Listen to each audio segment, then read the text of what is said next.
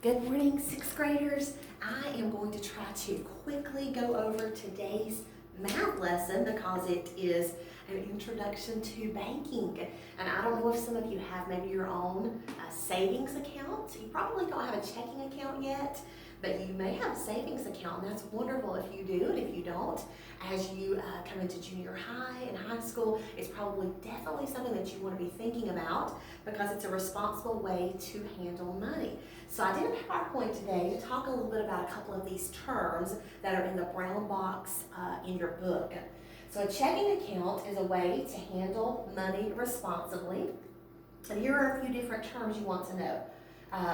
You want to make sure that you know a check is an order directing the bank to pay money to the person to whom the check is written. So your moms or dads write checks to the school for your lunch cards or for your tuition or for maybe your yearbook, which information went home today about that. And this is of course what a check looks like, and it shows you here the amount that is being written and who it's being paid to, and the signature is down here. And so that is a check. And then you have a depositor, and that's number 3 in your book. A depositor is the one who puts money into the bank or deposits the money into the bank, and they use deposit slips for that. So deposit and depositor. Balance would be the amount in your account. So a lot of times your parents can look online and they can see their balance. After maybe they've gone shopping, they can see, okay, how much was deducted from my account? What is now my balance? Can I shop some more? All right, this is a checkbook register, and it shows on the left side of the transactions, wherever you spent money, how much money was spent, shows your balance, and then you deduct what you spent to find the next balance. So that's the checkbook register. Now, an overdraft is whenever you spend more money than what is in your account. And that happened to me once when I was in college, and I didn't really realize it was happening at the time, but when I got home for the summer, I realized when I got a note in the mail, and my dad, Mr. Setzer, sat down with me and talked with me about making sure that I keep up with the correct balance, because I had to pay an overdraft fee in addition to what the check was worth. I had to pay out a $25 overdraft fee. So I learned pretty quickly about making sure I know about the balance in my checkbook. This is a picture of a canceled check. Now, not all banks do this, but some banks will send back checks and they will be canceled. It's just pieces of paper that they'll send back so that you can kind of use for your own business files. Now, we're kind of getting to a place where a lot of bills can be paid online, and some people will use debit cards to pay their bills online. So checks aren't used quite as much maybe as they were years ago, but it's still some good information to know. Now, I wanted to go over a couple of your problems with you for today's lesson because you know that you have a lot of story problems. The first one says, which by the way, can I just make reference to this Bible verse? I love this. Proverbs 22:1. A good name is rather to be chosen than great riches, and loving favor rather than silver or gold. Your name is so important, your reputation. That's more important than what you have in the bank. Making sure that you love Jesus and love other people. And so that's just a good reminder today. Number 1, Austin Miller wrote a check for $253.84. Before writing the check, he had a balance of $762.51. What is his balance now?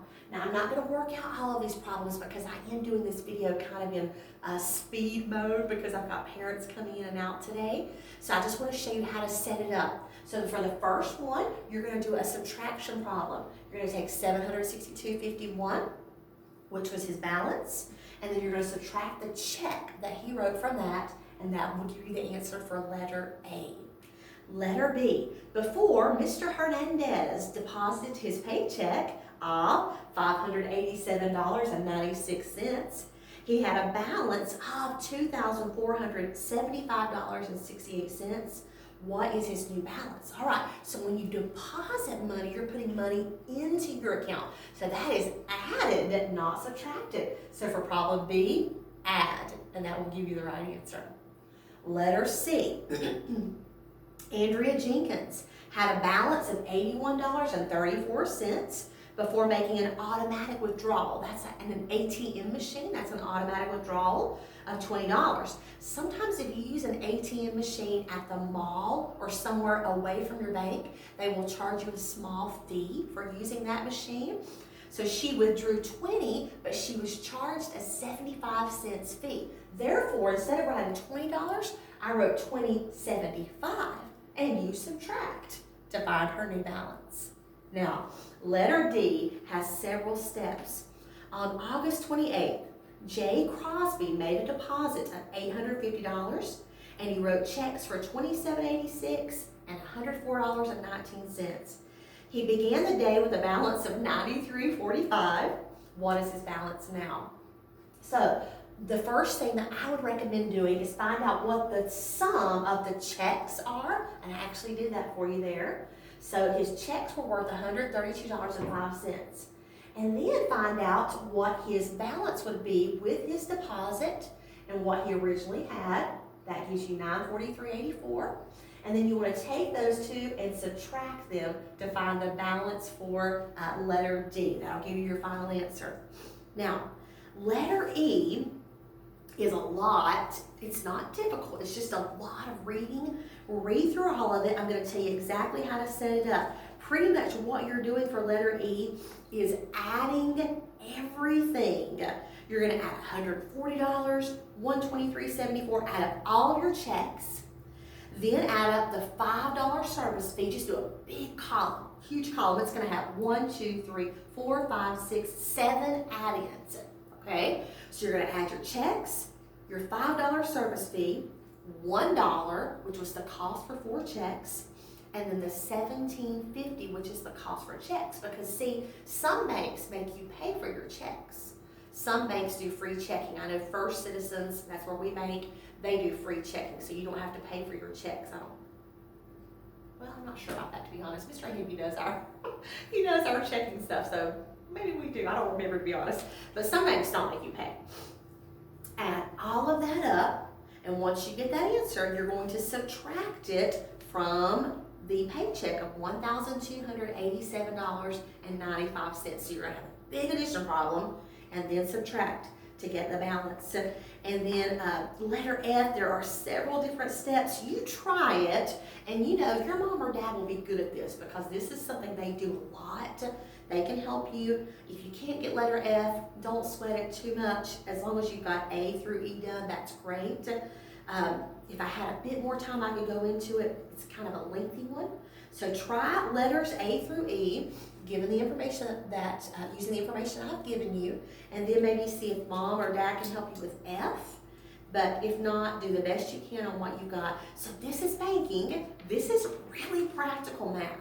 I mean, this is definitely something that you will use. So I hope these tips will be a help, and I'll be back in touch soon. There will be a history video today. We covered that on Friday. So I'll come back with you again tomorrow over simple interest, another new lesson. All right, guys, I hope you have a great day.